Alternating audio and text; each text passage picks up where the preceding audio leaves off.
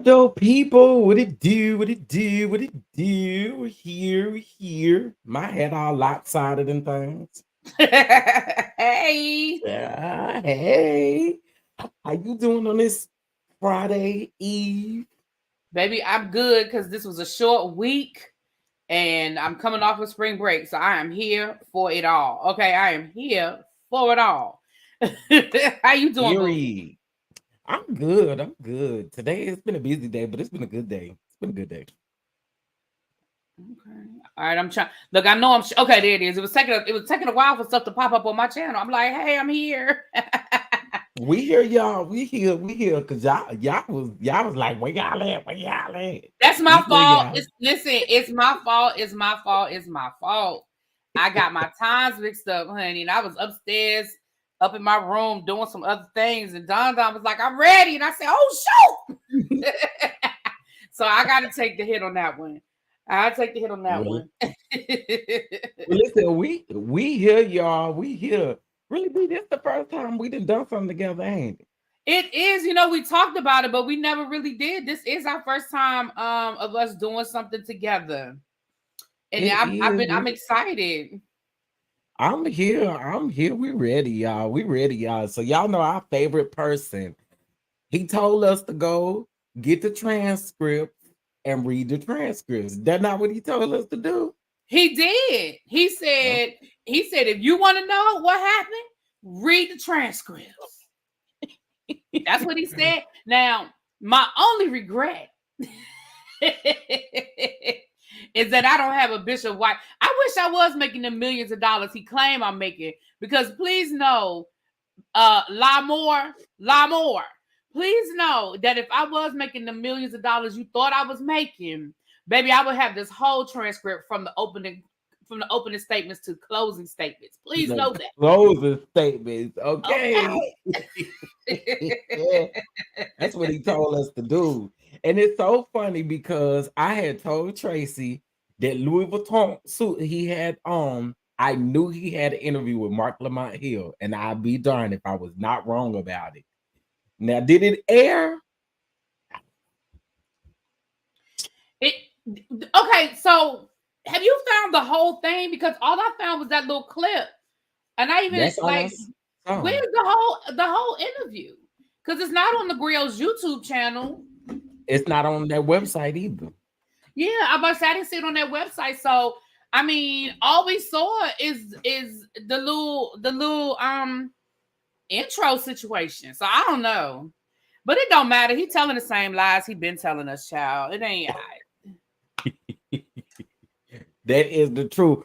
But what's up, everybody? I see Simply Elegant One in the house. Chuck was wearing us out over there and really beat chat, boy. Like, get to it. Get to it. What up, Listen, Chuck? again, it's me.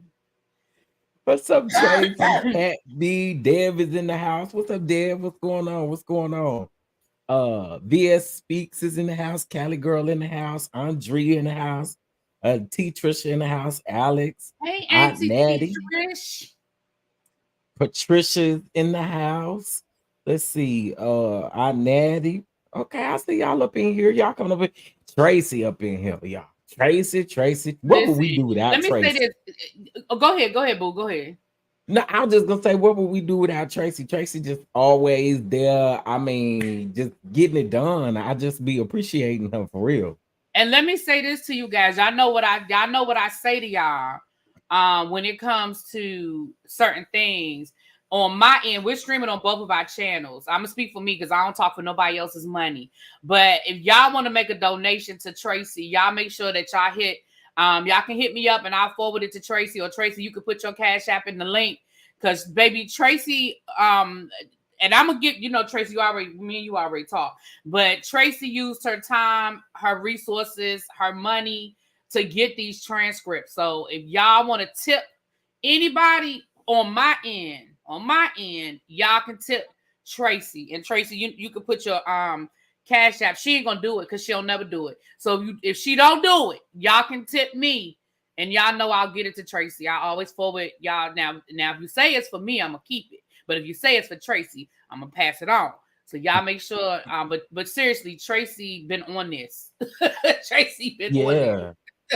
We had to bless her earlier today because I was just like, thank you, because I wouldn't fit to pay for not a damn thing. But I don't mind giving you a love offering at all. At all. Yes, yes. I would say the same thing. If you guys would like to tip Tracy tonight, please, by all means, bless her cash app. Please. Okay. Whew, well, we here. We finally did what the man She's said, talking do. about I'm going in the bushes. Oh, girl. You a mod on both channels. Ain't no bushes. Right, exactly. She number one mod on both sides, child. Ain't no bushes around here. Okay, so Okay. let's get this thing pulled up. Oh, y'all can't see that, can it? It is kind of low. I mean, Y'all it's might kind of have to see small, me in but the dark. I ain't gonna lie. This light is killing me. Hold on. Now, y'all know what I look like. Okay. okay. Let me see if I Y'all know can what I look zoom like in. too, Sharon. Let's see. Okay. I be hating this little sidebar they be putting on here. Okay, can you see that? Even by a little Yeah, bit? that's better. That's better. Okay. Uh-huh. Excuse me. Make Ooh, sure. sorry, child. I'm Okay. still trying to get that. We good. Okay, so y'all know it's the United States District Court, Southern District of New York, the United States of America versus Lamar Whitehead, and we can keep that Miller out of his name. Okay. All right. Well, let's see what we got here. Um, really, B, do you think we need to call somebody up I mean, if that somebody may coming want up, to? That may if want somebody to. coming up, tell them come on up. Is there anybody that would like to come on up? Because I think we need Whitehead, we need the attorney, Whitehead's attorney, the judge. Who Tracy, you said 4 people, right? So is there anybody in the chat that would like to come up? You got a little, you don't got to be on camera. But if you guys would like to come up, and of course I'll check you in the backstage, but if you'd like to come up, that'd be great. Tracy, you can come up here. Okay, so I'll just drop the link and we'll see. All right, and I have it Oh, open. you Uh-oh. have it open too? Yeah, I'm gonna just have it open because you know I'm old. My eyes, baby, my eyes. No, But I'm so with you. I got it on my phone right now too because baby, I cannot see this. Uh, okay, the judge, Whitehead, his attorney, and the state. Well, I'm already called. I'm already called Whitehead unless you want to be Whitehead. oh no, you could be Whitehead. Okay, I'll call Whitehead. I'll do Whitehead. Oh, you at work? Okay. If there's anybody in the chat that would not mind stepping in, then y'all come on up. Okay. Let me get this to where we need to be while I give y'all a minute. Okay, the court.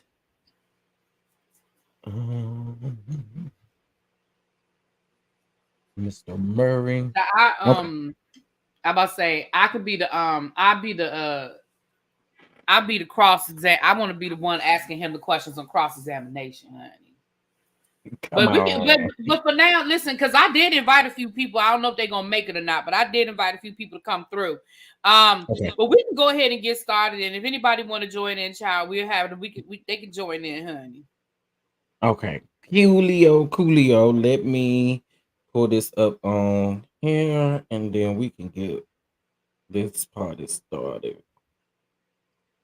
Uh-oh.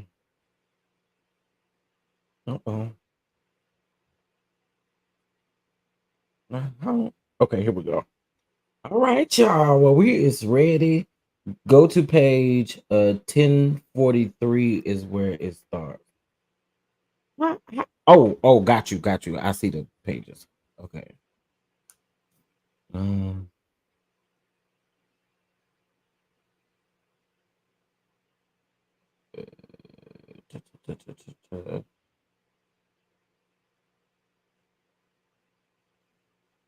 Let's see. Okay, you said 1043. That's 4643. Right here. Okay, so who is Mr. Magwood? We got the court. We got Mr. Magwood. Okay, perfect. Thank you, Tracy. Thank you. Now let me do that in my phone. Okay, really, we're gonna start right here with his testimony. Okay, wait a minute. We're gonna scroll down. You said Mr. Magwood. It's page 1043. Okay. It's a ways down. Let's see, 1043. You said 1043. Mm-hmm.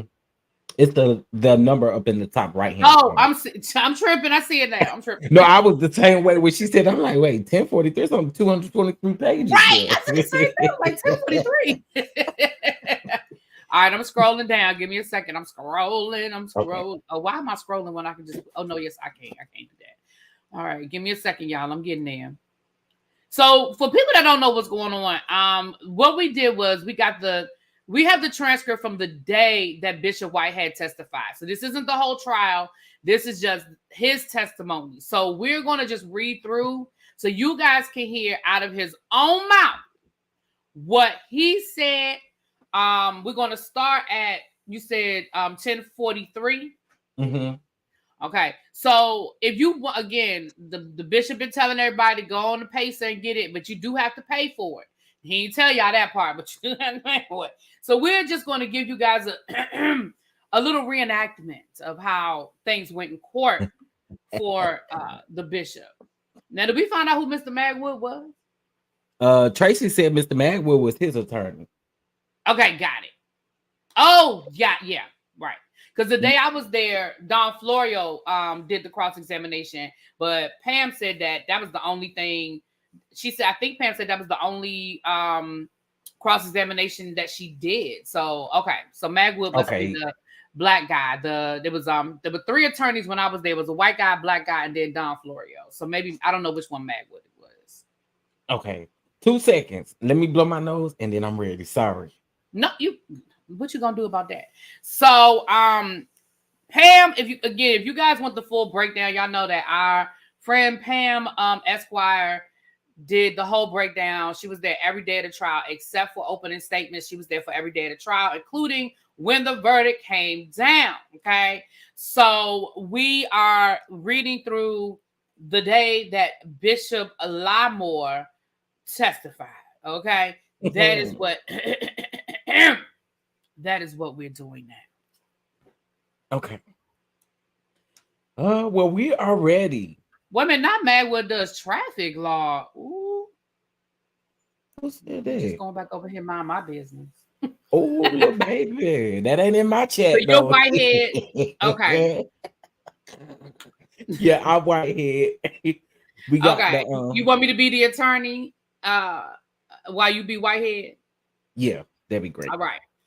Okay, so I'll go ahead and read the court and Magwood, and you be Whitehead until we get somebody else up here to join us. Okay. Okay.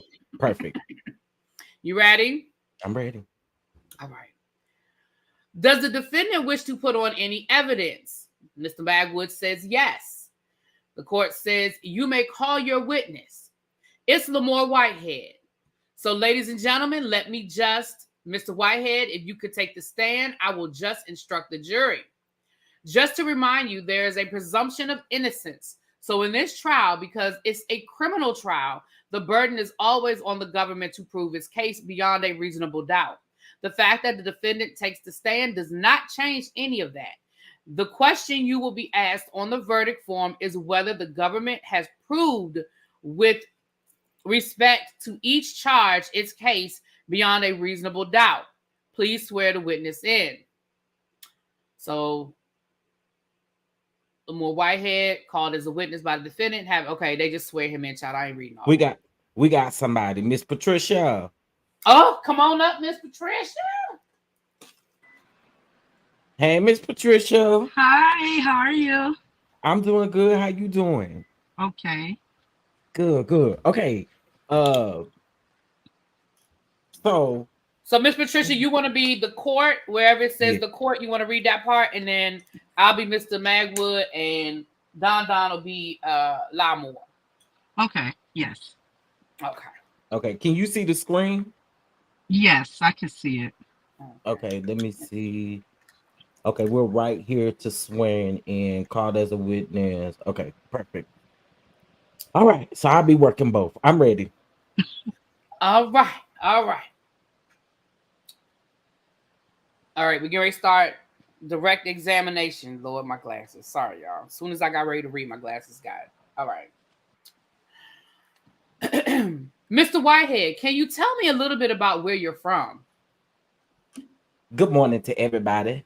And my name is Bishop Lamar Miller Whitehead. I'm from Brooklyn, New York, born and raised on Prospect between Brooklyn and New York. I'm currently 45 years old, and I was raised by a single parent, my mom. My father, Arthur Miller, he was in 1978, he was beaten. Objection, Your Honor. This is subject to a motion in Lamine. Was it Lamine? Lamine, excuse me. Okay, there we go, right here. Sorry. It's the court. The court says, okay, sustained. Okay. Sustain. Keep going. It says, first of all, there's no question. Oh, okay. Okay. Okay. Sustain. First of all, there is no question about your dad. So we don't need to go into the details of anything about your dad, except you said you were raised by your mom. Right? My father is deceased. The court. Well, what happened? It's something happened. Okay. It's Yeah. back on now. The court. Okay, the court. Okay. How old were you when he died? 6 weeks old. Thank you. You may proceed. Okay. Obviously, you went to school. Did you go to school there? I went to PS 289. Then I went to IS 390. Then I went to a Sheep Shed Bay High School where I played basketball. One of the lead scorers in New York City. Sure. Went on to scholarship to Shaw University. Then I went to Eastern New Mexico University. Then I came back home to Farmingdale, and I finished in New York a theology seminary along also Raising Hope. It's a PACE theology course. And then I got my doctorate at Harvard Christian University, a doctor in theology, also business. Are you married? Yes, I'm married to my lovely wife, Asia Whitehead. I have 4 children: Heaven, 16, Jaden, 16. My daughter, Sarah, is 9 years old, and my boss, who is my baby, Brooklyn, 2 years old. So, can you tell me some things about your interactions with people? So growing up in Brooklyn, it's not easy. And to have a single parent, being raised, my I have an older sister. I had 3 siblings, but my older brother, he got unalive when I was 3 years old. Objection, Your Honor. I'll I'll I'll allow what was just said. Okay, thank you. So my brother wasn't in my life, so I didn't really have any male figures in my life. My uncle, who was in the Navy, he lived in New Jersey, Laverne Corin. So he did his best to be the male figure in my life. But my mom, she raised me, and in Brooklyn, I grew up on the rough side of Brooklyn, where if not every day, every other day was a fight. My mom. Objection, Your Honor. 401, 403. Overruled. My mom, she it was typical parent, single parent with, we had to be raised on food stamps and not being able to afford things that we are supposed to have. But my mom did an amazing job. She did an amazing job. So just growing up in Brooklyn. Objection. Non-responsive at this point, Your Honor. Overruled. So tell me how all of that affected your relationship with people. Objection. Sustained. The court. Wait, I read that part right. Mm-hmm. And then underneath it, do you want to ask a different question? Okay, wait. I sustain the objection. That means the question is improper. We can have a different question. Do you get into disagreements? Yeah, so growing up, not having a male figure in your house and being less fortunate, you deal with a level of rejection, and rejection can be a disease where you think that people are automatically against you. You wear your heart on your sleeves, but one of the things about rejection is you're able to. Objection, Your Honor. Sustain. Just listen. Oh, do I read that part? Yeah. Just listen to the question and then answer the question. Don't just go off just don't go off on a narrative. The question was, do you get into disagreements? The answer is yes. You can wait for the next question and go from there. I move to strike the remainder of the response. Okay, I'm not going to strike anything, but you can proceed. So that rejection, you think, causes the issues? Objection, Your Honor. Overruled. Yes, it's a level of immaturity. It's a level of insecurity, something that I've dealt with, Has it followed you throughout your life? Yeah. Are you working on it? Yeah. Actually, it Chef don't kill me. He sounds just like his lion ass. Almost choked to death. Yeah. Actually, it actually helps me to be a better teacher, because when you go through an experience of failure and rejection, you're able to teach it because you got to live it. You got to experience it. So I want to go back at the time these events occurred. What type of, you have a church? Can you tell me about what you were doing at the time for work and employment at the time of these incidents? That don't even make, I'm sorry. We just reading. I'm sorry. Which incident are you talking about? Exactly. I'm talking about specifically about Rashid Anderson and Pauline Anderson. They testified here. Yeah, so building a ministry. I was in the process of building a ministry this year. I will be a bishop for 8 years, Chief. Objection. Not responsive to the question. Sustain. Like, sir, we don't care. Keep going. Listen to the question. Listen to the question. The answer to the question were did you meet Rashid Anderson? Oh no, that was not my It's okay, listen baby. It's to the okay. question. The answer, then answer the question. Where did you meet Rashid Anderson? Well, I went through my ministry. We had a watch night service. What's a watch night service? Well, a watch night service is for Christians.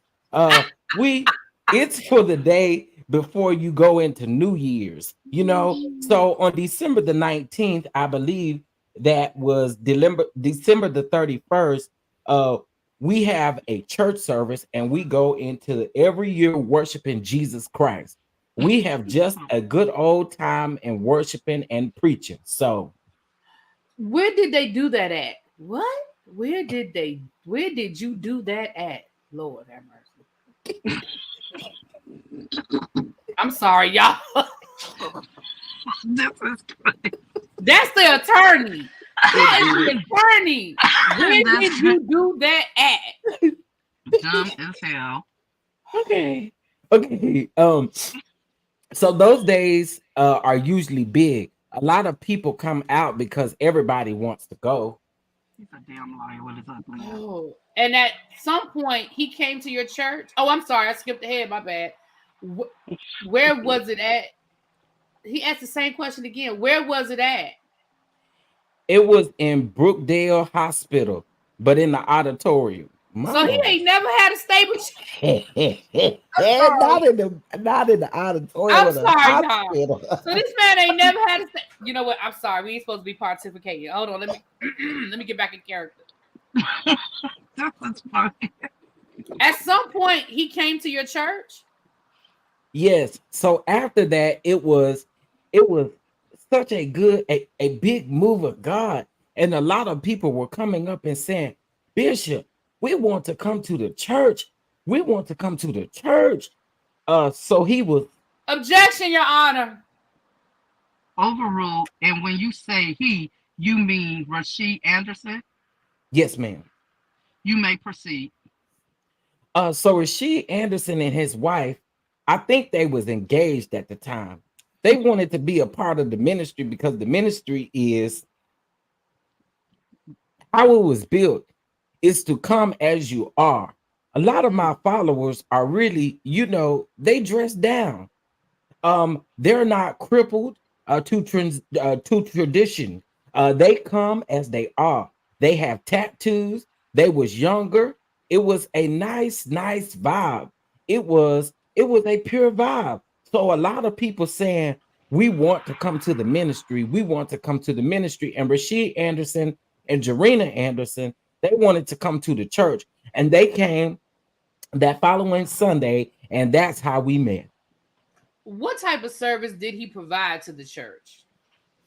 So my assistant, I told him to give them my number there because he say he's really interested in it.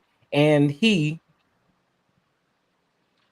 I'm going to stop you for a second. He said, what kind of service did Rasheed Anderson provide to the church? so he was good with technology. Okay.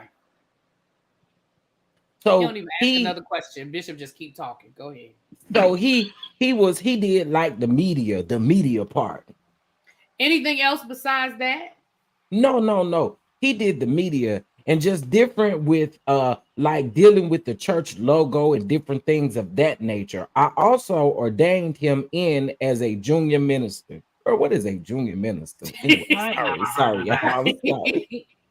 Did he work in any other area with you other than the church?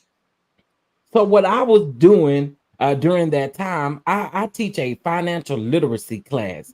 Me being in the real estate and a lot of people that can't afford the classes to understand the beginning of real estate. So I have classes via Zoom. So I had like 100 students.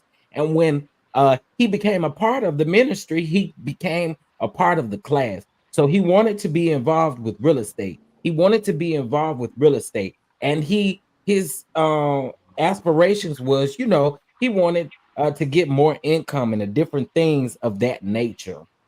Okay, so at some point, did he get involved personally with you in real estate? Sorry, y'all. Yeah, so when the relationship first started, he was also coming into the church, and then once he started to get into the financial literacy class and real estate class, he started to say, Bishop, I am very interested in this. I was a real estate agent back in 2013, so I know the ins and outs. But objection, Your Honor. Overruled.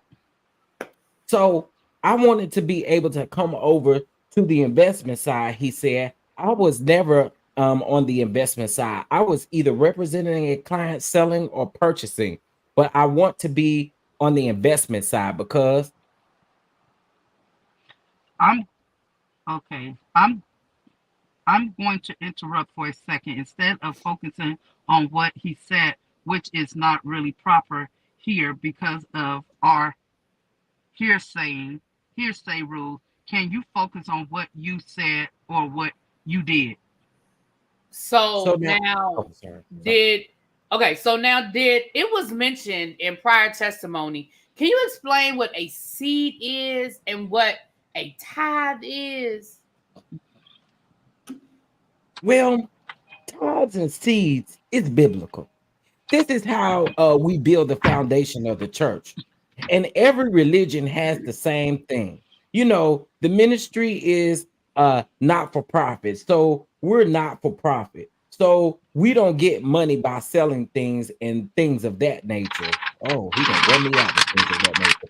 But we build tithes and offerings off of Malachi chapter 3, verse 8. And every church, every synagogue, and every I'm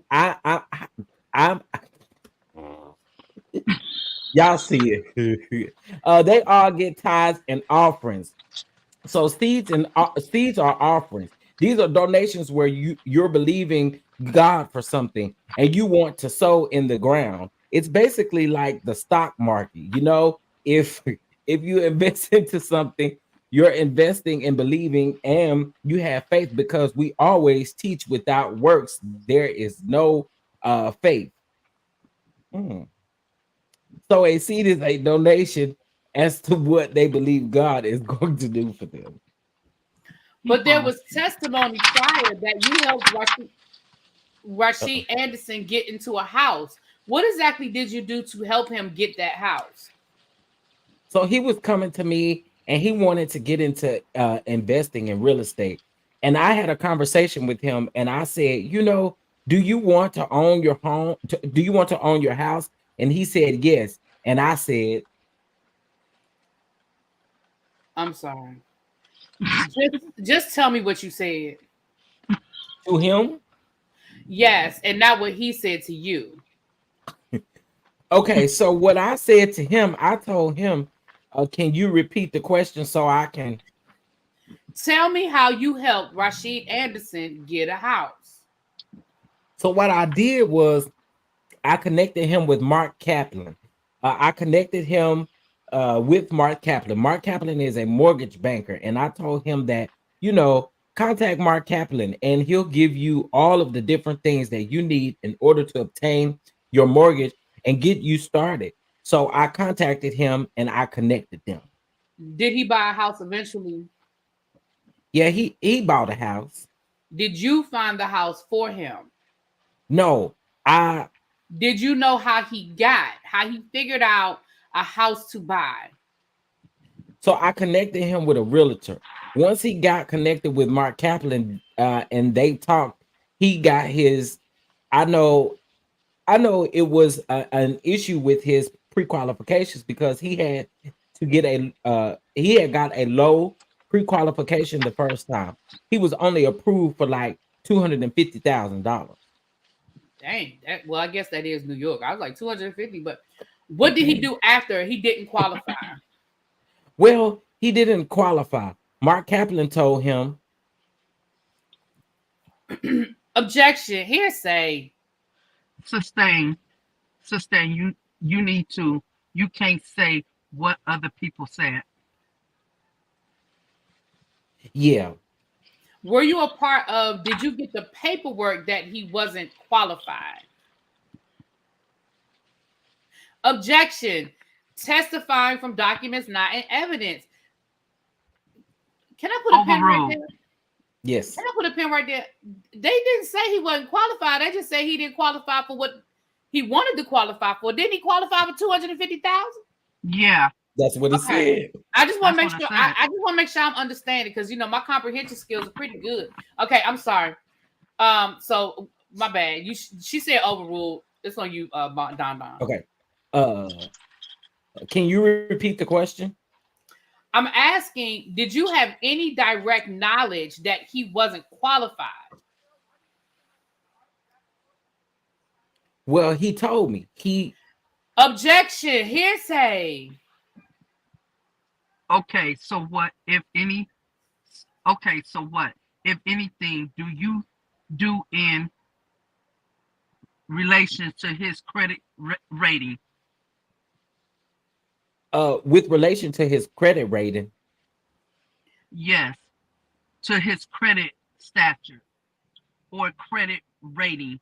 Did you do anything? Did you put him in touch with somebody? Did you? Oh, is that me? Yeah. Well, that's not a different question. okay, I'll let you do it. That's the question. What did you do to help him raise his credit score? Well, his credit score wasn't the problem. What was the problem? The problem was his income, because the pre-approval was based off of his income, but his credit score was where his credit score met the qualities of. Say that again. Say it for me. Prerequisite. Okay, of $250,000, but the houses that he was looking for was almost $600,000. So that was the issue. So did you advise him about what he should do to purchase the property?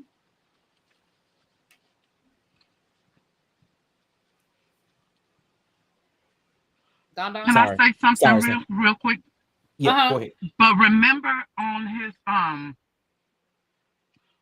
live how he said that his mother had to co-sign for him because of his credit. Remember his ugly ass said that? Oh. Well, you know what? I don't remember. I mean, at this point, I'm gonna be honest with you. He done told so many stories. He probably said it. But my thing is, if we're gonna just take a pause here, my thing is, if you really was a mentor to him, right? And this was really somebody that you were looking out for, and he was a part of your ministry, and you were helping him, help mentor him. Then when he only qualified for $250,000, what you should have done was helped him find something he could afford, instead of telling him how to qualify for more, because you pre-qualify based on what they think you can afford to pay. So how you go from being pre-qualified for $250,000 to now looking at $600,000 houses? Like, there's a big jump. That's from $250,000, right? So if you were really truly as skilled in real estate, and you knew all these people, and you had all of these things, and you knew how to do this and do that, then it seems to me that, for me, I feel like as his mentor, you should have been advising him on, well, look, maybe you have to move to a different neighborhood. Maybe you need to move to New Jersey. Maybe you can't afford to live in New York right now. I mean, that's what happened to me when I went. The reason why I live in Maryland and not DC is because when I went to go buy a house, I couldn't afford DC, like point blank. Not in the neighborhood that I wanted to live in, not in the house I wanted to live in. I couldn't qualify. So what my realtor did was, my realtor said, look, I know you really want to live in DC, but let me show you what you can get in Maryland for the same amount of money. And it only took one day of him showing me houses in Maryland, and I was like, all right, you got it. I'm gonna just have to move to Maryland, because it was night and day. So, I mean, we can get back to the reading in a minute, but that's just where I am with it. You know what I mean? But you know what?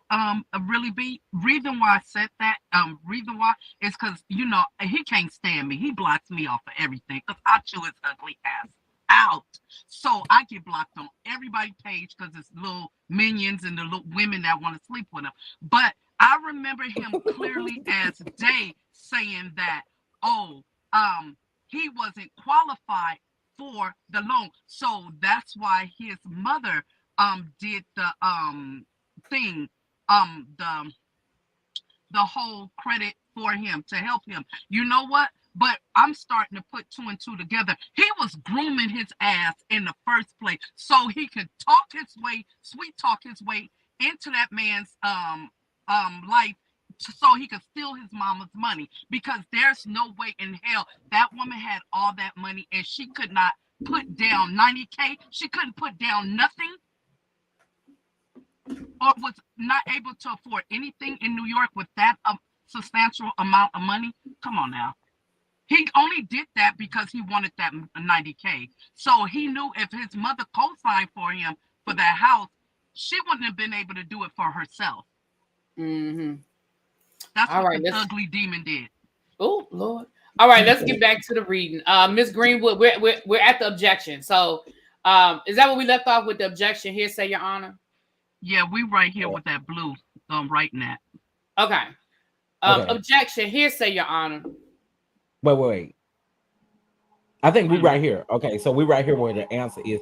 Well, I Oh, asked him, what I advised him, I said, listen, you either have to get a property for the range of 250 or 300,000, or you have to get someone to co-sign with you, but they're going to have to live in the house with you. And I said, Rashid, objection. Hearsay, Your Honor. So this is what you advised him? can I go? Wait a minute. Not you just asked if you can go. Okay, go Go, ahead. Sorry. go ahead. Yeah, so I advise him that you have to get someone with you to that's going to live in your house, and so therefore your income can you can produce more income, and that you'll get raised a higher level of pre-qualification. So I asked, talk to your wife. Well, that wasn't his wife at the time. I said, talk to your wife, and so I'll stop there. I have a question. Is when did you meet Pauline Anderson, Rashid Anderson's mother? I just went. I just think I met her via telephone, maybe. I would say the mid toward the end of February February, which year? of 2020. And at some point, did she visit the church according to her testimony? Is that correct? Yes. She was not a member. No, she was not a member. I believe she came to the church maybe once. So at some point, you withdrawn. At some point, Miss Anderson had a desire to purchase the property, correct? Yes, Miss Anderson. Yes. Can we just put a pin in it for just one quick second? This man ain't got enough members to be sitting up talking about she only came one time. You know how many times she came. Okay, you only got 5 members. Let's stop. You know how many times that lady came down to your church. Okay. Not only that, but again, and I know, and I'm sure stuff. I just as we go through things, y'all, I'm just gonna bring stuff up. Whitehead has also said on his lives in the last couple of weeks that he had nothing to do with Pauline Anderson. Because remember, he said that the type of loan he got, he basically disqualified his mother from being able to buy a house because it's supposed to be for first-time home buyers and it has to be the primary residence. But doesn't it sound like that he advised Rashid to get his mama to move in with him? It sound like to me. Okay, let's see. Did she have a desire? Well, I know that she wanted her own property. Did she tell you directly that she wanted her own property, or was it told to you by someone else? Well, Rashid texted me. He texted me that his mother. He texted me that his mother said that she did not want to come on the loan. She she wanted her own house because she wanted her dream house. And if she was to purchase this house with him, then she would not be able to get her own dream house. So that's what Rashid Anderson texted me. Now, who did you speak to primarily regarding Pauline Anderson getting a house? Primarily? Well, I only spoke with Rashid.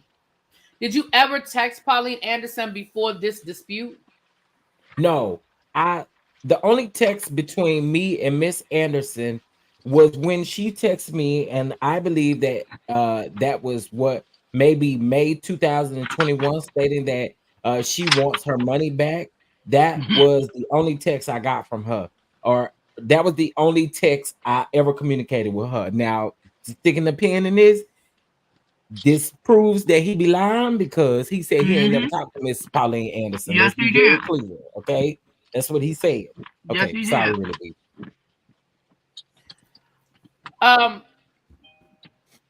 Did you refer to anybody to get a house? Did I refer to her? Yes.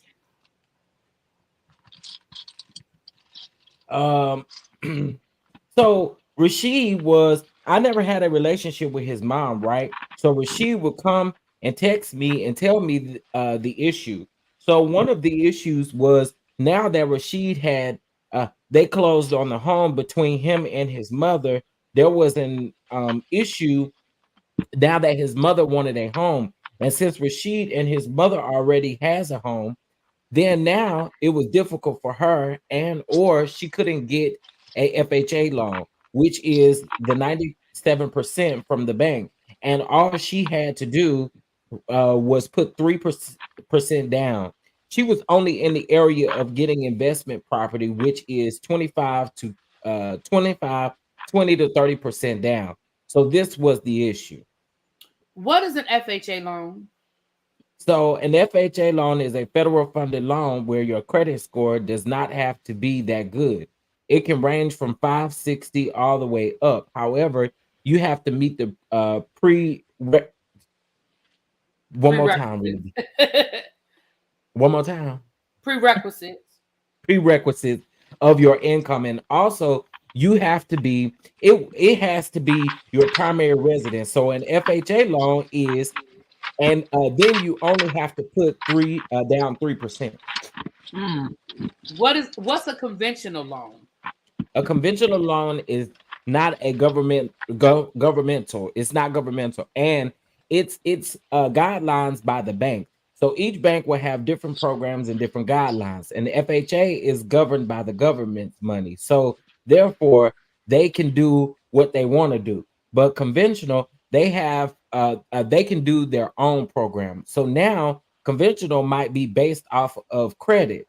Um, you have to have a 720 FICO score, and your income has to be a certain number in order to be approved for a conventional loan.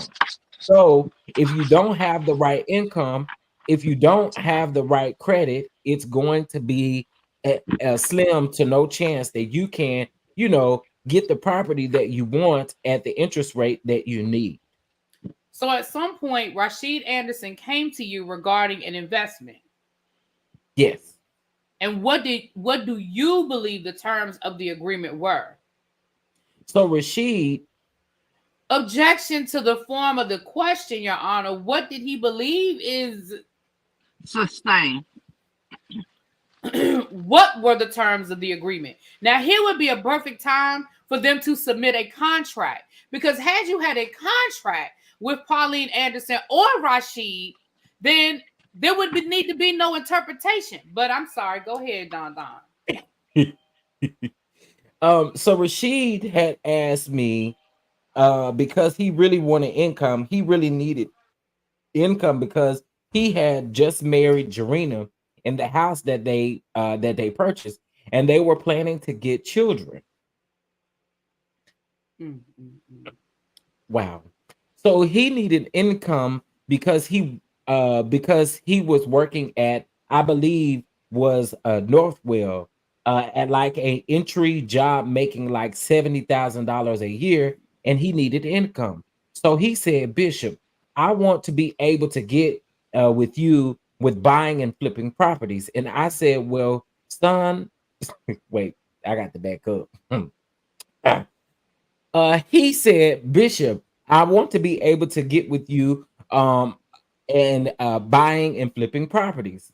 And I said, well, son, listen, what I do, I have to invest my money. I said, so when you're able to invest, then you can be a part of the purchasing and flipping properties where you can make income and something that you can make residual income, because some of the properties I purchase, I keep and just use it as a rental basis. So I said, well, but you have to have money in order to make money, So I said, so that's when he told me this is right before he purchased his house. He said that he had 37,000 and that he wanted to do a restaurant, the name Ultra Bowl or Fruit Bowl, one of the two. And I told him, I said, a restaurant is not a good idea. I said, you have to have a substantial amount of money saved up just in case it's a dry season or a dry time. And I said, you're going to have to be able to suffice, or you're going to be out of business. Then when he stated that he used his down payment to purchase the home he was in. And I said, so when you getting yourself together or whatever you when you get yourself together or however you do it, I said, then you come back to me. But the agreement that we had when he said to me, he said, all right, Bishop, so I'm going to try to get the money. And I said, okay, well, you'll invest the money, whatever you can invest. Right, right. And whatever I purchase, and if we flip it, then you have a percentage of that money. I said, because that's what I do. I purchase properties, I flip them, or I keep them and use them for residual income. So I said, whatever your investment, whatever we buy, right, I'll show you your money into this, because once you give me your money, right, I'm responsible for your money for that. Because he said that, we talked about it. I said, the money will be for a year, right? That was the agreement. And I said the money will be for a year. So let me just backtrack. Damn, why you here? Shut up. Okay, so You talk too much. Lord Jesus, he just rambling. Okay. So he said, And so then lying. when he came to me, I told him that his mother was going to help him, right? I said, okay, cool. I said, no problem. And he said, I said, make sure whatever contract you do with your mom, you know that I'm saying you make sure that she understands that, she's giving you the money to invest. Yeah. But you have to have a contract, because any investors, you can't just come pull your money out. And if you can't just pull your money out if you feel like it. um if you feel like you're seeing something else you want, or you want to do something because it hurts the investment. So I said, you have to put the contract together. I said, I'm going to trust you. You put the contract together and you do what you have to do, but it cannot be touched for at least a year. And he said, I said, wait. And he said, okay. He said, I'm going to take care of that. I said, you well, Whitehead is talking, ain't it? I said, you deal with your mother. He said his mother and someone else that he was asking. I don't know if it was his aunt, but he was just running around because he wanted more income. So that was the deal that we made. I said, whatever you get, that whenever you get that money, it will be for a year. So he was talking to his mom, and he was talking to a few other people, and that's how that happened. I tell you what, I ain't learned not nothing, but okay. Listen, I'll be All honest right. with you. Be honest with you. His testimony sound worse than what he been telling us online, Yes, he because did. he even says in his answer that he said something about a contract, but you don't have a contract. At all. And Cindy, I don't know that's a good question. Cindy asked, did the government present any evidence to show where he was getting any residual income? Well, the government wouldn't have presented that information. His attorneys should have presented some information to show that he had some sort of residual. Like if his attorneys had said, well, he owns 10 properties, Your Honor, yada yada yada yada yada. But see, I think part of it, and I'm no attorney, but I think part of them not wanting us, because if they had bought up that Connecticut property, then that would have opened the door for the bankruptcy and everything else that is going on with that Connecticut property. But to my knowledge, they never brought up anything to substantiate any of this. That's because he's a damn liar. Well, And all right, let me that's go why back. I keep saying now, why you just didn't provide this evidence during court, sir. And you over here trying to plead the case with us. We don't really give a damn. And then he Right. goes on live and put up these blurry documents, emotion, and to be smiling and grinning and looking like somebody's goddamn hyena with a tacky ass suit, and knowing damn well that stuff we can't see that. And then if you had that much evidence, why you didn't use it the first time, ugly? The fact you keep calling him ugly is hilarious. He is ugly. He is toe up. And I just don't understand that. And the fact that and this what kills it for me with him. You claim you was raised by your ugly grandmother that just passed and your ugly Don't mama. talk about that man grandmama now. That ain't Yeah, not the grandma now. Come on, not the But grandma. no, let me tell you why I said that. Because he said that he was raised by women, right? But you steal this lady's money and you don't have nothing to show for it. And you said you invested, but when you was asked about your the investment, you don't have anything. But you love women so much. And he disrespect women. So how he disrespect women, that's the same thing he needs to get done to his people. Let her have it. Let her have it. Okay, let's get back. I can't stand him. I cannot stand that man under no circumstances. Okay, let's see. Okay, if you really be. All right. Can we put GX36? Can you make it a little bigger? Can you see that, Mr. Whitehead? Yes. All right. Can you read the blue part where it says, hey? Hey, just wanted to let you know I reached out to Mark yesterday to ask a few questions. He did let me know that the debt problems that you said were closed again aren't open as of yet. He did say that if my mom wanted to get another property or invest with her credit, now being fixed, that he can do a conventional loan for her and use up to 75% of the rent payment to offset the mortgage payment. This was a text he sent you? Yes. Can you tell everyone what this means? So when Rashid and his mom purchased a home, right, they purchased it under a FHA where it has to be primary residence. So since it's your primary residence, once again, you don't have the ability to get 97% financing from the bank because because you already have a primary FHA loan. So Mark must have Rashid. Objection. To the extent he was attempting to testify to what Mark must have done or said, what was told to him? I was changing to Rashid. Okay, go ahead. So Rashid sent me this text stating that his mother was approved for a conventional loan. And the conventional loan, the program was 75% of the residential income. So let me explain that. The reason why Rashid needed his mother was because his income, he didn't have enough income. So therefore, and it was a one family. So therefore, it wasn't a two family or a three family where he could rent it out. Well, duh. So it was a one family. So he needed his mom to come on, sign, live with him. So therefore, he would be able to be approved for the FHA. Why is he sending this text to you about this?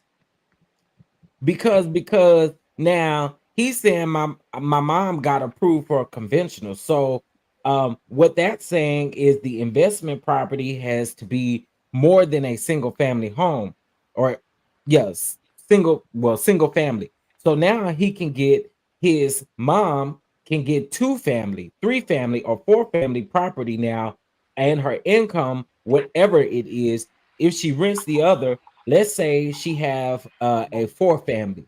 If she lives in on the bottom floor, and she has three other apartments in the building, and let's say that she was getting 2,000 per apartment, that's $6,000.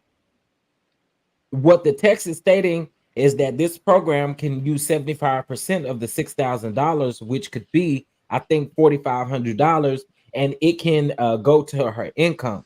So now she will be able to get approved because the income works because of what she's going to be pulling in investment property. So I was like, great, you got it. Now all you have to do is come up with 20% at the time, because investment property is 80% is 80% loan to value under conventional loan. So 80%, the loans would probably be 75%. So you have to have 20 or 25%, and you got the property. So I was excited about that. I said, all right, cool. Because he kept telling me that he promised his mother that he was going to get her a home. And we all knew that she couldn't get a FHA. So I said, good. I said, go for it. Uh so that's what that was. Now, on a conventional, how much money would she have to put down? For conventional 80, excuse me, 20 to 25%. So it's either 80 loan to value LTV or 75 loan to value. So 20 to 25%. Oh, FHA is 3% and conventional is 20%. Yeah, that's the difference because it's a government funded program, FHA. One is easier than the other to get. Yeah, I think the FHA is way easier to get because it's a government based loan and and it's to help the community. It's to help people that is less fortunate with credit and less fortunate with income because he got approved for the FHA, but only got approved for $250,000 to $300,000 by himself. So at the time of this message that you read, they are not giving you any money yet, correct? No, the only thing I see here is that the credit person that I connected him with, because his mother's credit score had dropped, because I believe that she had student loans, co-signed for student loans, and now she had his she had this big debt of a house on it. So it dropped lower her credit score. So I connected well the entire church. I had this company that does credit repair, and I told the guy, I said, if you want my members to use you, you can't charge them an arm and a leg. So he gave me a discounted price. Everybody, I believe, was like $500, and Rashid asked me to allow his mom to get into this program. And even though she wasn't a member, I said, I'll do this for you because I know how much that means to you. So all this text also states that her credit was going up based off of the person that I connected her with to do the credit repair. I thought he said he did credit repair. Isn't that what he used to say? That he That's what did he credit said. repair? That's what he said. So when the Andersons, Pauline and Rashid, so when did the Andersons, Pauline and Rashid give you the money? So that text was June the 18th of 2020. I believe it was in November, the end of November of 2020. Rashid had gave me the money. Yeah, so because um sorry y'all. Because he said he's ready to invest into the firm of buying and flipping, and he told me that his mom trusted him, and I believe they gave it to me at the end of November 2020. wow. Did his mom come with him, with Rashid, to bring you the money? No, Where did he bring the money to? he brought it. I believe I don't know if I was I think I was home. I think he brought it to my home. And at that time, did he give you the money? Did the agree at the time he gave you the money, did the agreement change? No. He When we discussed, I was clear Oh, about this so long-winded. I'm sorry. he is so long winded. No. He when we discussed, I was clear about and one thing you have to understand is was my real estate. He was in my real estate class, and I was helping a lot of people, Mhm. right, understand how to buy and flip property. So I had other people, but I didn't take any money because I really didn't need partners. Like I was okay financially, and the only reason why I was doing this for him was because he became a part of my ministry. I felt that he had a zeal, um and that he was doing, trying to push forward. And I told him when he first came to the ministry, I said, you have to make your fiance an honest woman. Huh?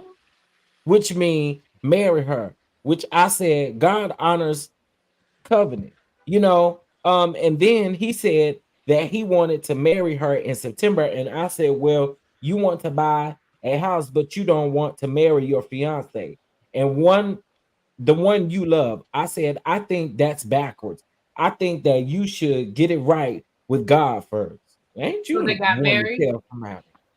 right? So they Yeah, got they married. got married. So at this, okay. So going forward, did you get the money from Rashid Anderson? What? Right? Because that's we did all of that, and all the man asked you was where the money. I'm Where the sorry. money What came. happened next? Okay, sorry, y'all.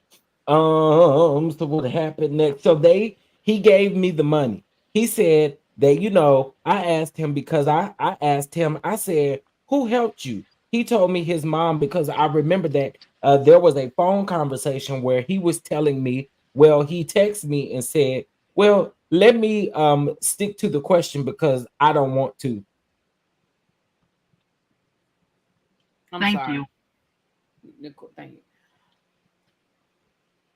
Sorry. What was the question? Tell me the question. Child, he be forgetting the question because he be so pontificate. So you get the money from Rashid Anderson. I'm asking, what were the next steps? What was the plan? So the plan was to what I've been doing, buying and flipping properties. So I deposited into my company account, and now I'm responsible for that money for a year, right? Ooh. So at what point did Rashid Anderson start asking you for a home for his mother? Well, Rashid was always looking for his mom a house, right? And I before November, the time that they gave me the money, I was connecting him with, Mm. because either way you put it, his mother needed a mortgage. So I connected him with Mark Kaplan. I connected him with Sean Carson, who was the vice president of Federal Savings Bank.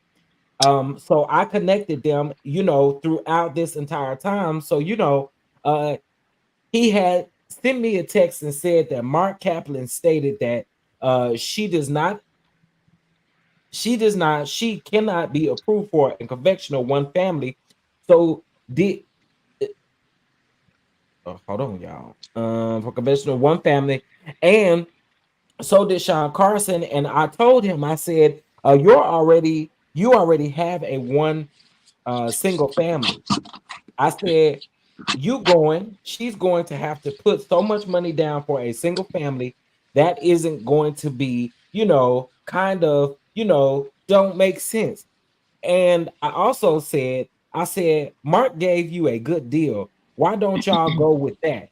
And he was just saying, well, my mother is not getting approved for what we want. So they were wrestling with that. And, my thing was, I connected them with the people. I'm not a realtor. I'm not a real estate broker. I'm not a mortgage broker.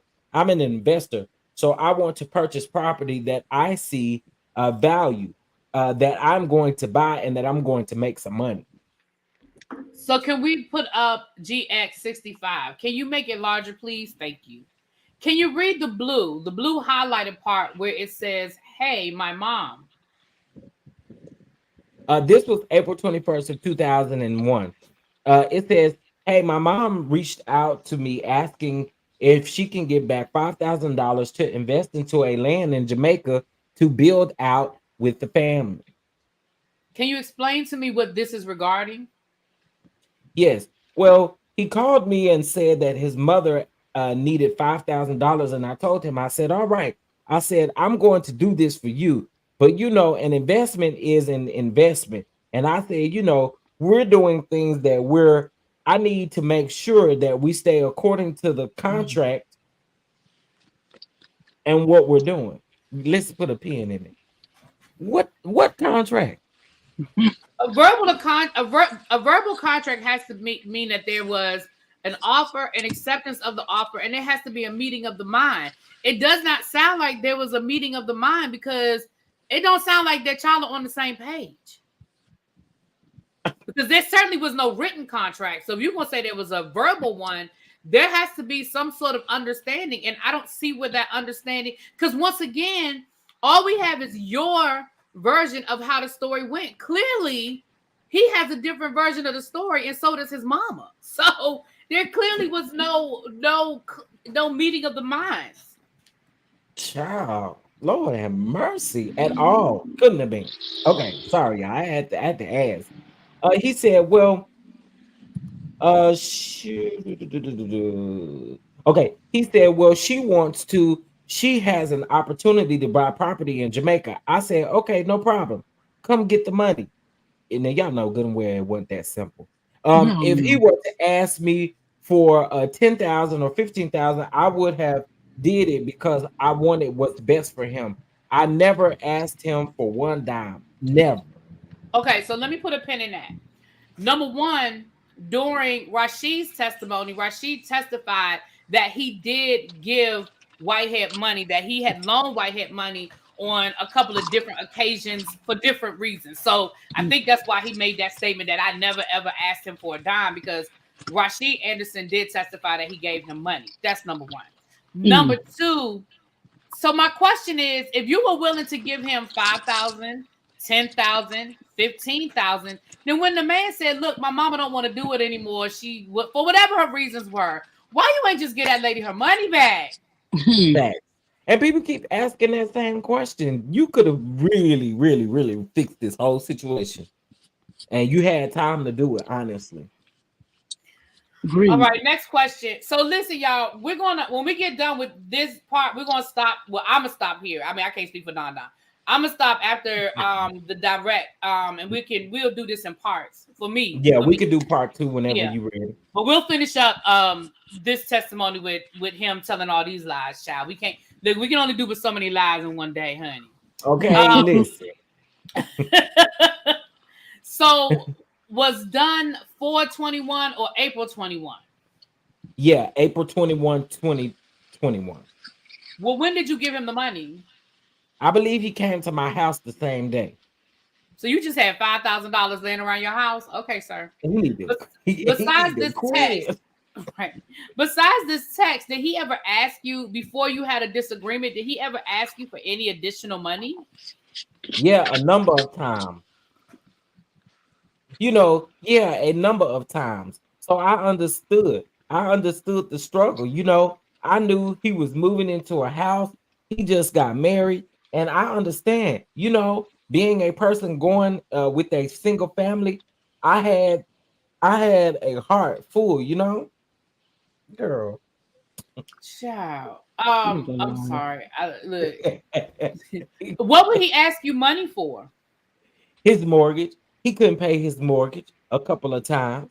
He came by a few times because didn't have food. He didn't have food. So he always came by my house, and I told him, I got you. I understand. Just as long as you are doing the right thing, I got you. And then I also would give him and his wife love seeds. That ain't got shit to do with him asking for nothing then. Well, not only that, but listen, the reason why the man couldn't afford his mortgage is because you convinced him to buy a house he couldn't afford. Okay. Now he was grown and he made that decision. So I'm not blaming all of that on Whitehead. But when the man only got approved for $250,000, that's because the bank said that is the mortgage you can afford. So he went out here and he bought a house for $600,000 or however much that house was. I forgot how much it was now, but it was significantly more. That's why his ass can't afford it. All right. Let me can you explain love seeds? Because I think we all would like a love seed, but what is it? Child. Yeah. So love seeds is, I do that a lot in my ministry, where I know them and I know sometimes that they're struggling with what they're struggling with. And I'll just send them $500 or $1,000. Well, hell, send me $500 or $1,000. I'm just asking. I bought 2 people in my church cars because I knew that they were single parents. Sorry, you didn't buy your car. Okay, anyway, let me keep going. Sorry. I saw my mom. I see my mom struggle. So So, I just wanted to be able to be a leader that with his church, right? And that stands with them. So my love seed, I always gave love seeds to pretty much everybody in my ministry. And one of the things in my ministry was you have to keep pushing forward. Um the way you came in, you can't leave. You have to be better. So I felt that that was helping him and his wife become better people. So at some point, shortly thereafter in May, there was a disagreement, correct? Yes. So Well, so so the answer was correct. yes. So the answer is yes. You can answer the next question. What was the disagreement? So ministry Oh, has a lot of different angles, this man talk a and lot. and is He a lot really of did. personalities. So Rasheed was getting into numerous arguments with different leaders in the ministry, and they were coming back complaining to me, and I would say, "Don't worry about it. I will talk to him." So I would talk to him, and he was just very violent speaking, and not threat wise, but just very disrespectful speaking to a lot of the leaders because of the position that he was in with me. Like they saw that I always made sure that he was all right and took care of him and his wife, whatever they needed. So therefore, he was extending his power the wrong way. So he was getting into a lot of different disputes and arguments with different leaders. So I don't believe that. So what did you do as a corrective action based on that behavior? So I was talking to him, Mm. and this has been since 2021 had come in. It was a lot of issues. So I was talking to him. I said, "Listen, this is what you have to do. And the people that mentor me told me the same thing. When I had a temper and when I did something wrong." Some you still got. So I was trying to reflect off of when I made mistakes. I'm not going to sit here and cast you down because I made a mistake. So I was telling him to do things better, how to talk to people. But then he lashed at me. He lashed at me in public, in front of other ministers, in front of the preachers. And that was like the ultimate disrespect. So me and him had some harsh words, and I told him, I said, "You're allowing your pride to get in the way." And I said, the way you just spoke to me, you didn't speak to me as your bishop. So it was words. In other words, he cussed that boy out. Yes, Okay. he What was what worried. was what was the end result of that disagreement? So the end result was, we got on the phone again, and he was very abrupt again. And I said, "Listen, I'm sitting you down." So then, in his terminology in religious leadership, where if you're the leader, you can set someone down. So if they have Never a heard of that. position, whether if they are a preacher or a minister, if they're a deacon, deaconess, usher, if they're out of line, your pastor can set you down, right? And I said, "I'm sitting you down." Can you I've never heard explain of what that. that means to a person with the position in the church? He literally just explained that. I was Oh, thinking Jesus. that, like, why are y'all asking these double questions? Child. Um, yeah, it pulls his authority. It pulls his authority. He has to sit down and humble himself. That's why I sent him a text and said, "I'm sitting you down." Well, hell, which one was it? Was it on the phone or a text? Anyway, he said, "That's why I sent him a text and said, I'm sitting you down." I said, "You can come to the church if you still like, but I'm sitting you down because you're out of line and out of pocket, and I have to do what's I have to I have to do that, because if I allow him to do that, then everybody else is going to feel that they can challenge me, and the church will Mm-mm. be running amok." What kind of? So after you had that conversation, after you had that conversation, after he sent you the text, what happened next? So right after we had the conversation, he began to use excuses and say, "Well, my wife was just had a baby, and you want me to do this." And I said, "It's not about me wanting you to do anything." I said, "When I was helping you get your home, I said my mother-in-law was on her deathbed.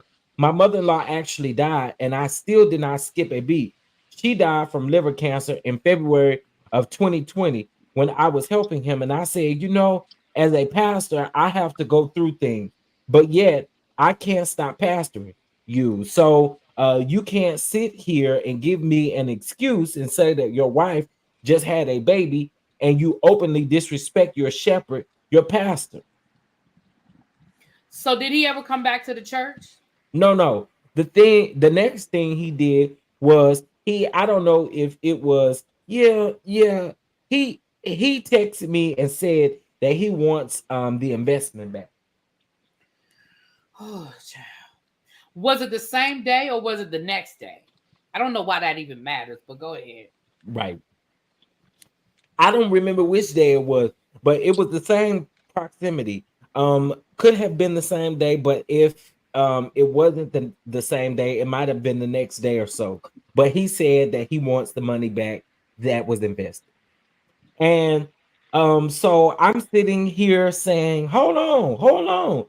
This is what, 4 months in? And I'm saying, what are you talking about? And I told him, I said, so we had a conversation, and I told him, I said, listen, this is this is a year contract. And I said, this is not even nowhere near a year. I said,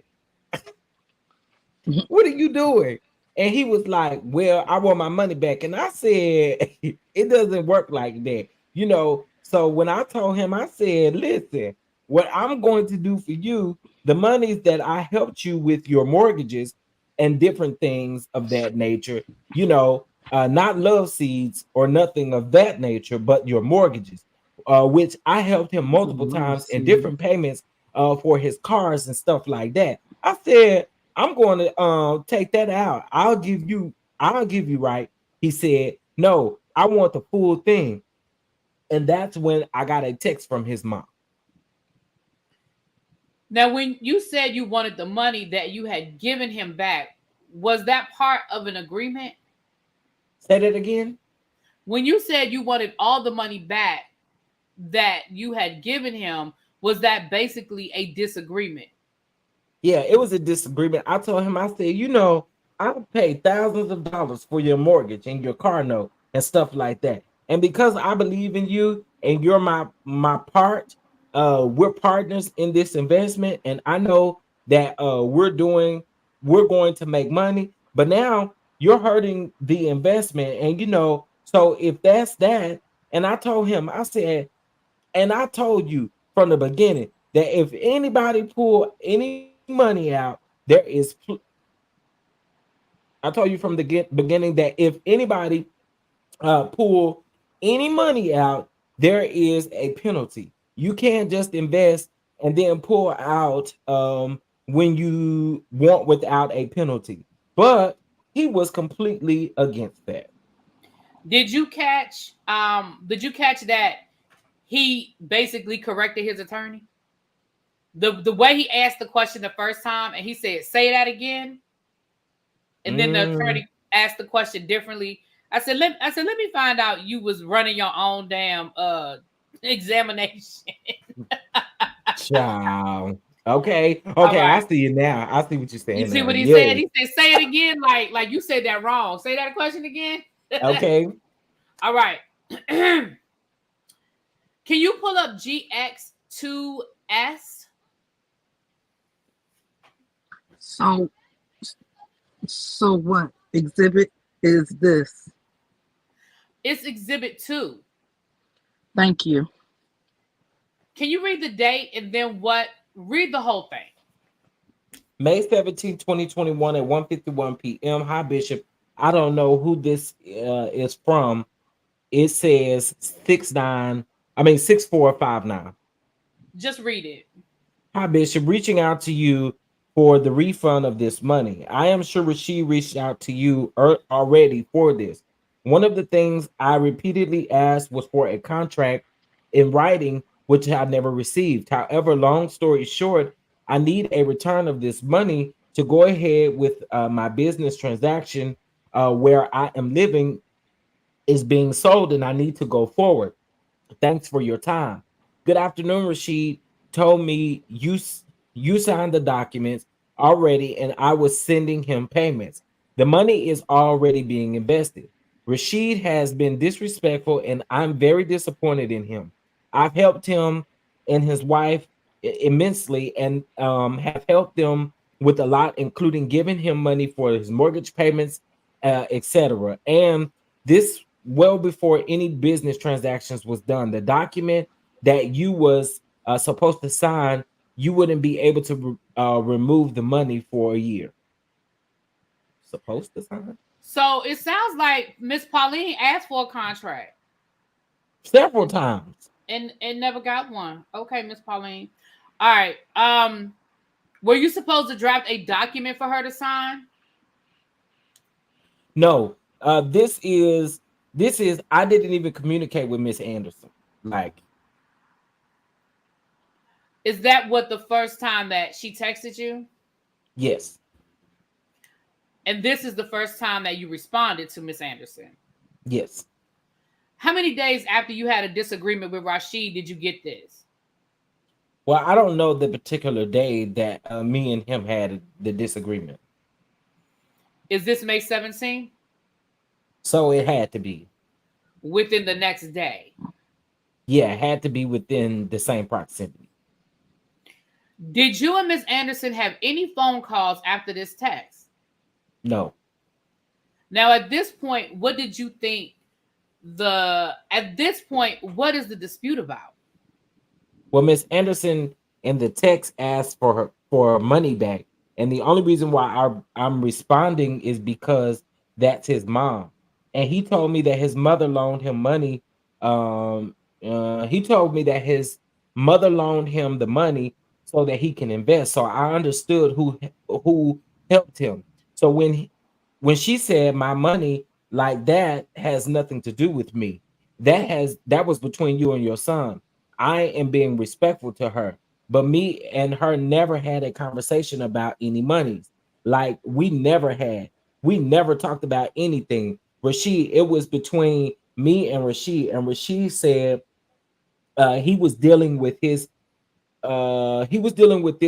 with his mom, and that was it.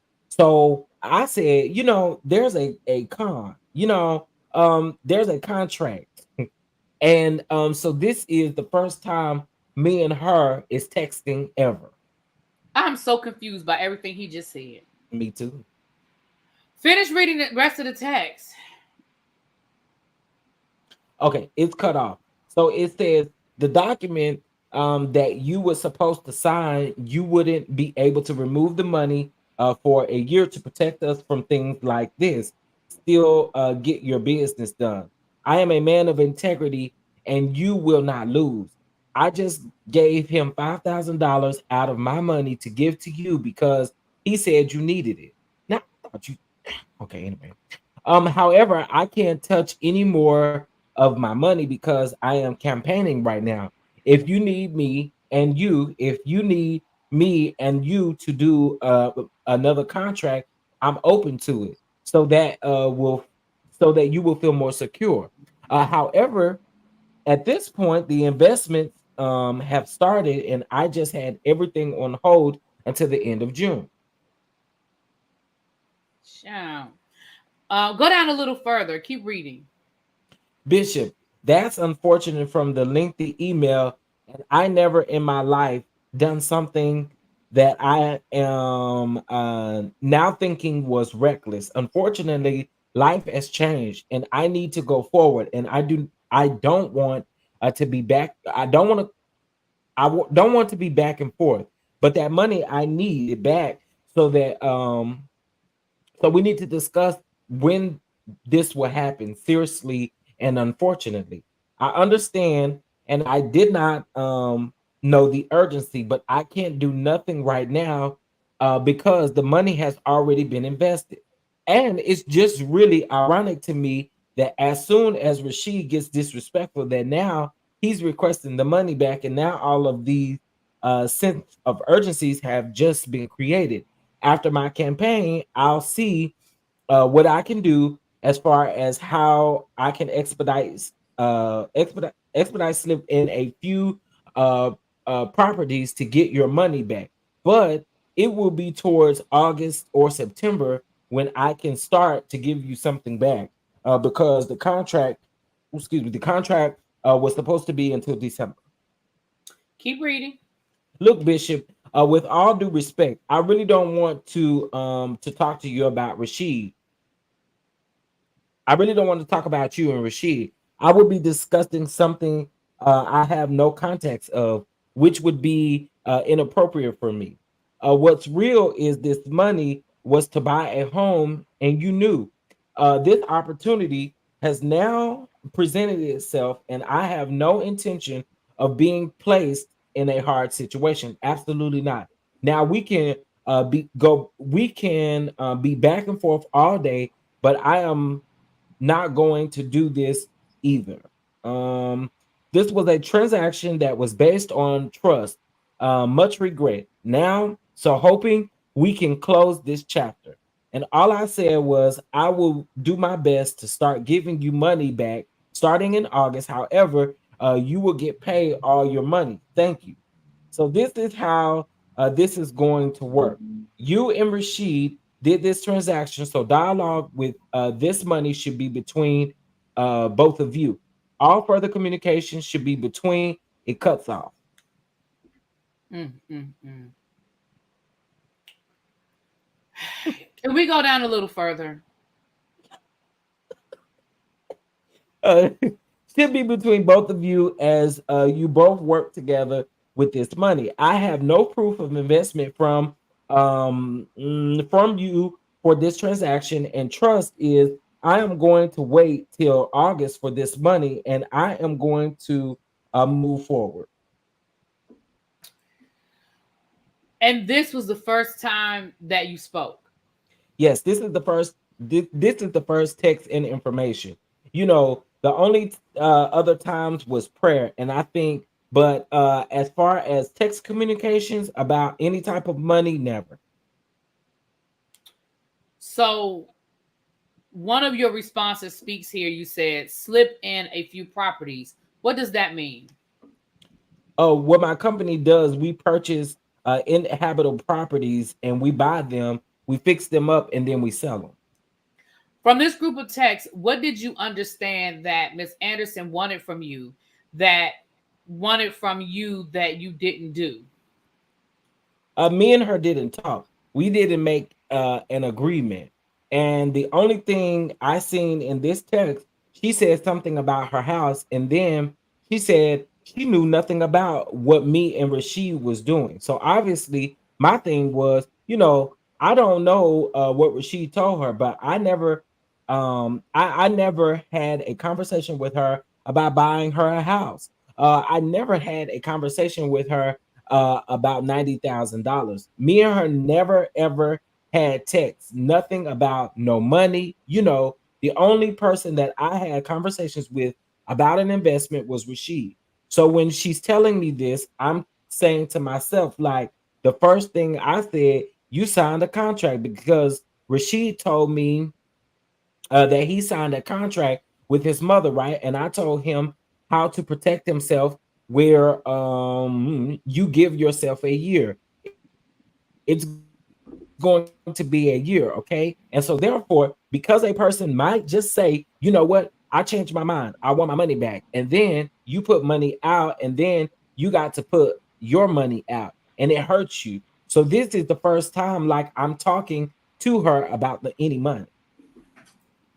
I'm so confused. So now you're saying that there was a contract between Rashid and his mother. Yeah, he basically saying I ain't had no contract with her, but y'all had a contract with each other, So then which is why crazy. wouldn't okay, so then again, if you're a businessman, why wouldn't you have asked for at some point before it went to litigation? Why wouldn't you have said to her, well, I need to see a copy of the contract you signed with Rashid, because this wasn't me and Rashid's agreement. So I need to know what you are like. That's how the conversation would have went on my end. And maybe I'm crazy. Am I tripping? But I'd have been like, well, I need to see the conversation that you signed with Rashid. Okay, I'm sorry. I totally agree. Right. So before the date of these texts, had you gotten any complaint from Rashid or Pauline Anderson regarding a delay in getting a house? No, never. Miss Anderson did not talk to me.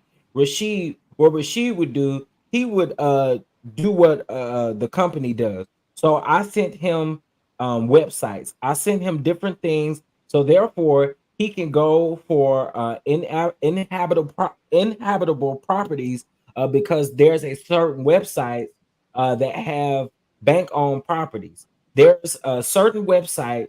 There's certain website that have properties that you can buy wholesale.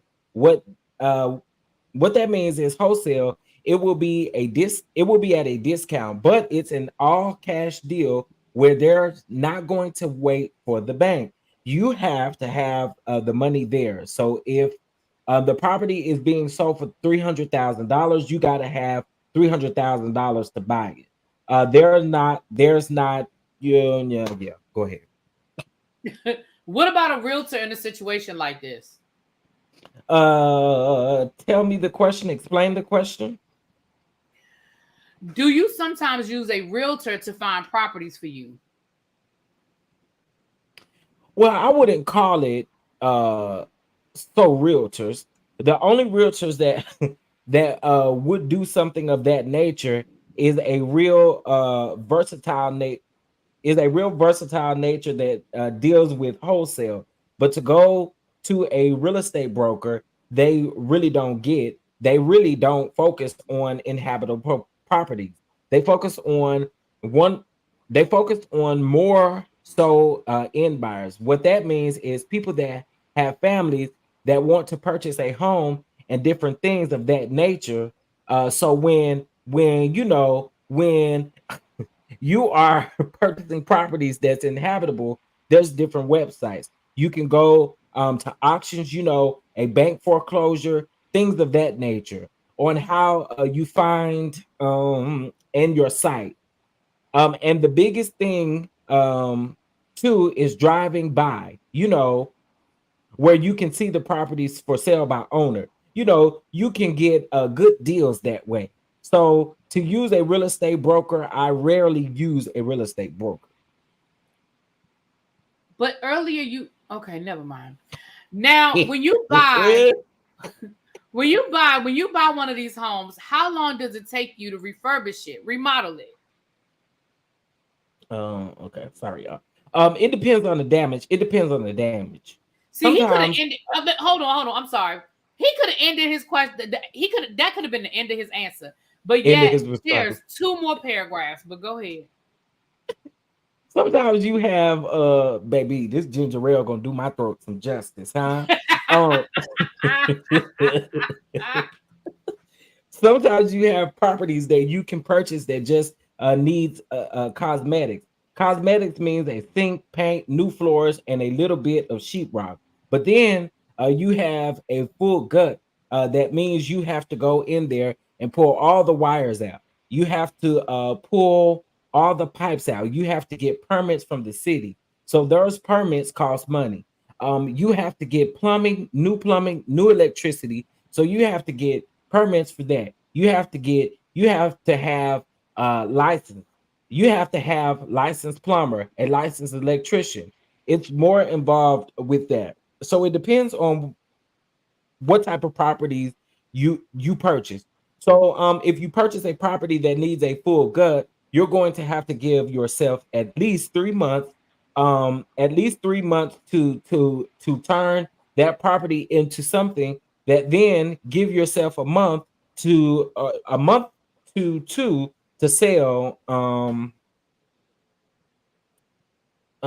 month or two to sell it to an end buyer. But if you purchase the property, you fix it up, and if you get a good deal, and you and you say you purchased the property for $200,000, it costs $100,000 to gut it out, but the property is worth now six, or let's say 700,000.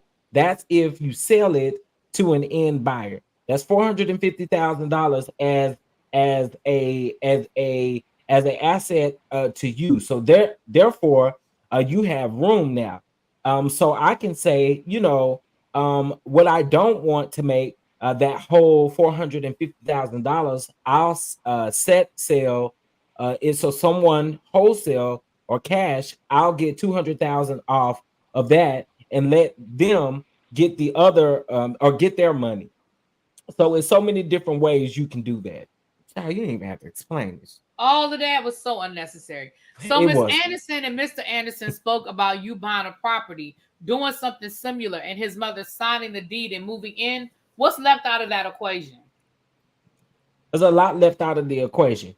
You have to understand that, that is so that's saying to me, you gave me $90,000, right? I'm purchasing that home for $500,000, and I have to put 100,000 in. That's $600,000. So 500,000 I purchased the property for $500,000, 100,000 to renovate the property and to fix it up, and then I got to transfer the deed over to you. I can't transfer you the deed with a lien on it. Why not? Because there's a lien on it. It means the bank owns property as well. So I have to clear that lien in order for me to transfer the deed. So you're saying to me that I'm going to put $600,000 just to take $90,000. But isn't that the agreement?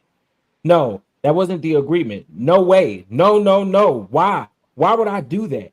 It's mathematically does not make any sense to deed transfer the property. And another thing is, let's say I did put my head and say I was going to do and I put $600,000 and I transferred the deed over to her, and she says, "Okay, it's mine now. I'm not doing anything." So now I'm out of $600,000. I can't take her to court because I just transferred the deed. I just signed the deed over to her. Girl. So okay. So now she's the owner of the property. She's now the owner of the property, clear and free. There's no mortgage on it. There's nothing at all. So let's go back. Let's go back. The $90,000 investment. Rashid Anderson became a partner or business. So I told him that the money that he puts in, I'm going to let him know what properties we were going to purchase, and give him the opportunity to say how much of this money you want to go into the property, right? And then that would be your percentage of what you get back out. You get back out because I was purchasing multiple properties. So I would think that, and I was talking to him, and I would say, listen, if I'm purchasing a property A, B, and C, and you split your money up, you put 20,000 here and 20,000 here. Side note, y'all better not damn listen to Whitehead trying to get no house, honey. Child. Look, I don't even know where we left off. I'm sorry. I was scrolling to see something, and okay. I left off with you put 20 here and 20 there, so 25 pesos, a line 25. Oh, okay. Oh, okay. So the money that was given, Rashid Anderson was looking to make a profit on the money. Isn't that where we started? Oh my God. Yes, yeah, because he kept saying he needs income. He needed extra income. He was only making 75,000 a year. He couldn't pay his mortgage. And he was struggling. So he the needed mortgage on the extra house, income. you talked him into getting, but okay. And he needed extra income. Okay, it's you. Okay. Mr. I'm gonna finish up this. Magwood. I'm gonna finish up this page. Let me Okay. ask you guys a question. The people that are hanging with us in the chat, just put a 1 in the chat. If you were sitting on the jury, are you believing what this man is telling y'all? Put a 1 if it's a yes. Put a 2 if it's no. Just listening to his answers, and if you following along with what this man is saying, put a 1 if it's yes. Put a 2 if it's no. Put a Um, million too. I'm going to ask you to read this. Is that right? Sorry, I had to put a whole bunch of twos in the chat. Okay. Okay, wait, where was we? I'm sorry. I think I just read after Mr. Magwood said, "Can you scroll down?" And I said, "I'm going to ask you to read this." That's where we were, right? Wait. No. Wait a minute. Did I go too far? Hell, did I lose the place? Okay, wait. Okay, yes. Okay, so Mr. Magwood, we're on line 6. Mr. Magwood, can you put Oh, that up? I'm sorry, 67. can you read that blue part? Hey Mark. Said he's available after 11 a.m. What's that in relation to? I don't know. Is there more to that? Can you read this part? Can you make it a little bit bigger? Can you play the other one back first so I can see? Excuse me? The other exhibit so I can see. Can you go back? Okay, so you need to read the green now. Huh? Yes. That's showing a whole lot of anyway. Good morning, brother. You are moving so fast and your spirit ain't right. Wait, that took me a little too bad. I wasn't expecting that. Okay, wait. Good morning, brother. You're moving too fast and your spirit ain't right. And I don't like how you're moving and you're get a very prideful spirit. You're moving forward in what you believe God said. What you believe God said. I'm pulling back. I've seen a lot of things in the past month. How you haven't performed, and pride has come up. You need to fast and pray. Now to us, not even agreeing at all when we talked about it, and now you announced to prematurely push forward in what you believe. I'm a man of wisdom and experience. You are moving out of order. Hold on. Can we scroll down? I'm going to ask you to read this. Good morning. I have stripped myself of pride a very long time ago. I've stripped myself from anger a long time ago, which I am moving in action. I don't like to speak if I don't like to speak it if I can't prove it through action. You're painting me as things without understanding me as a son of the ministry. I'm a familiar believer. Excuse me. I'm a firm believer of what I am a firm believer of if I'm doing something wrong, let me know and I can correct it. The last time I spoke with you, the reason why I didn't say anything was because I slow to speak and quick to listen, and I there is nothing about him that is slow to speak. Nothing. And he immediately pray. Did you immediately pray when Hezekiah Walker and them put you out their church? Yeah. Did you immediately pray? Put him out. You called me on Mother's Day, and and myself and my wife's anniversary to curse me out. And I just wanted to look into your eyes and see who was speaking to him, speaking to me, to my understanding. It wasn't Bishop, it was Lamar. The Bishop didn't hurt me, it was Lamar. How did Lamar hurt me? The way you spoke to me, my wife hears it, and many times in the past, she'll use that against me many times to say that Bishop talks to you like that, and why should I respect you? and I take it on the chin over and over again. Okay, so this is Rashid to Whitehead.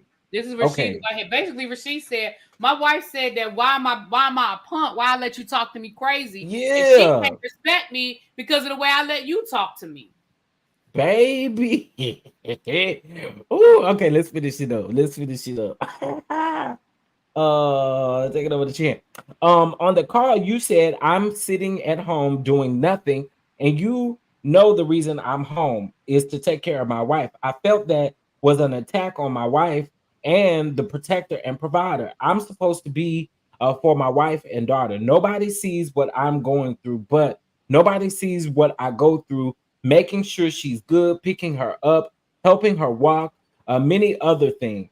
Nobody sees me nobody sees me be up from before the sun come up to late at night. Me building the business 7 days a week. Since I've been in the ministry, I've not once gloated or boasted, act in a prideful manner about anything have that I have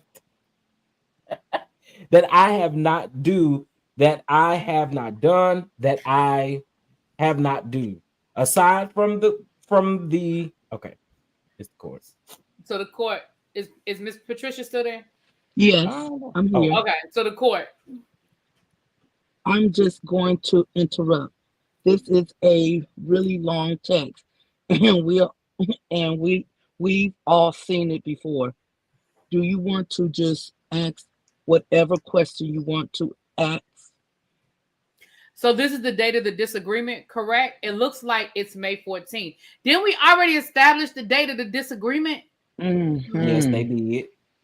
They did it because it was a few days after that text. Yeah, that's the way it seems. Yes. Any discussion in here regarding the money? No. This is just a discussion that he's overstepped. It don't sound like he overstepped. It sounds like his wife told him you overstepped. Okay. I'm sorry, I didn't mean to cut you off, Miss Patricia. That's okay. You don't have to categorize it. We just heard it. We can see it. All right, and this is where I'm going to jump off. If y'all want to keep going, that's fine. No. We all jumping off. We Yeah. all jumping Yeah. off. Okay, so we ended But you at guys, 1087. yeah, 1087 is the page where we left off. We will definitely do a part 2. Like I said, we did invite some guests, so we will definitely keep reading through it. As you guys can see, the bishop is a very wordy person. Now, imagine sitting in court. Imagine being on the jury. I feel bad for them folks. Wonder why I feel bad for them, and I was only there that one day, baby. When I tell you I was only there that one day, and I feel bad, girl. Yeah, y'all. Listen, we can't do too much. Y'all see Whitehead talk too damn much. Yeah. And then had another say, did you see what he just said? I'm not boastful. Child, bye. You know good and well you boastful. Now, I have seen a clip of Rashid Anderson. I guess where he did like a little news, did something for the news or whatever. So it's very interesting. I'll reshare that to my community wall so y'all can see it. Because it's very telling considering that this is what it is. Child. You about to be talking all night. Who about to be talking all night? Baby, I'm about to pour up my ginger ale and call it a night. Okay. All right, you guys. Listen, thank y'all for being here. This was fun. Again, Tracy, thank you, Tracy, for doing the legwork for us. And I don't know, me and Don will talk offline about when we can do part 2. We probably end up having to do a part 3, honey. But we'll talk offline. Before we leave, shout out to Twitter. I can't believe we had 30 people over there watching us consistently on Twitter. That hardly ever happens. So shout out to the Twitter. The Twitter wanted to know about the bishop. The Twitter wanted to know. Now, Bishop, you already got me blocked, but let me say this to the bishop. You told us to do this. You did. You said go get the transcript. Go to Pesa and get the transcript. And we are just following the directive. Okay, So period. don't get mad at the bloggers and the YouTubers that's reading the transcript. And yeah, we go. And Bishop, you ain't got me blocked, but I expect it I'm one day. blocked on But everything. listen, we there was times when we kikied at you just a little bit, but you'll be all right. You'll be all right. You told us to do this, and this is what we're doing. So anyway, Tribe, I appreciate y'all. Dons, I appreciate y'all. Thank you so much, Miss Patricia, for coming up here and Thank you reading so with much, us Miss as well. Patricia. Appreciate We it. appreciate y'all, and we will definitely catch y'all in the next one. When we get ready to do this again, just stay tuned to our community walls. Yes, sir. All right, All guys. right, y'all. Well, y'all have a good night. Bye. Bye. Thank you, Don. Welcome. You welcome. Present you as he turns. This great leader, Chief Apostle Lamar Miller Whitehead. Come on.